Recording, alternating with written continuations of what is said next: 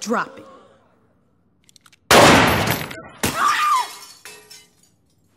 Anyone hit and need a lawyer?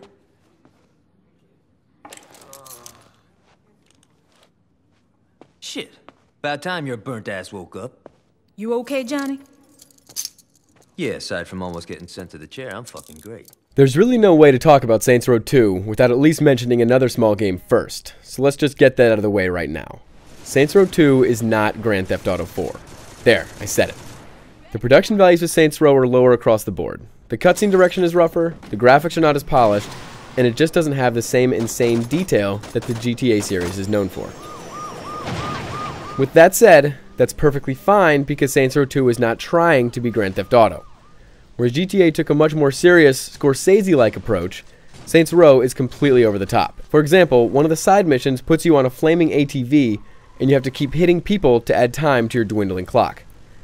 I don't know what your Friday nights are like, but flaming ATVs rarely show up in my life. At any rate, the complete zaniness is actually Saints Row's greatest strength. It found a niche, and it's exploiting it to its fullest effect. But this wouldn't mean much if the game itself sucked. Thankfully, that's not the case. The events take place directly after the first Saints Row, which had a rather explosive ending. You play as the same character, but thanks to the modern wonders of plastic surgery, you can completely customize your look. The customization is very extensive. Face, clothes, etc., and you can even pick different accents, which is pretty impressive when you consider that all of the numerous lines of dialogue had to be recorded multiple times. That's what I always say. I ain't messing around this time. From here on, you try to build up your gang to what it once was by terrorizing 45 neighborhoods and taking on a handful of rival gangs. That is to say, this is a good-sized game. It works how you expect an open-world game to work, so no surprise there.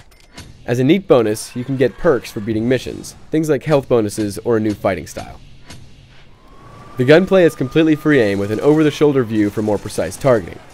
This aiming might be a little clunky for some people who are used to auto-aiming, but I didn't have much of a problem. And while it's functional, the melee combat is a little janky.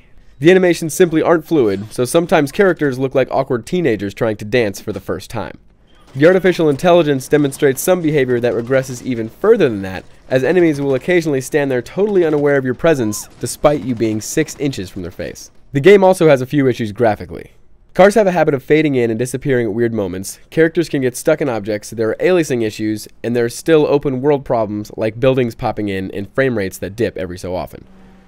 Even still, the game does look good, just not great. The soundtrack is also very strong. There are 11 different radio stations, and it's a good mix of stuff, including genres like hip-hop, funk, and 80s music. Multiplayer is also a strong point for Saints Row. We've talked about this on the site before, but the entire story is available through co-op online play or through System Link.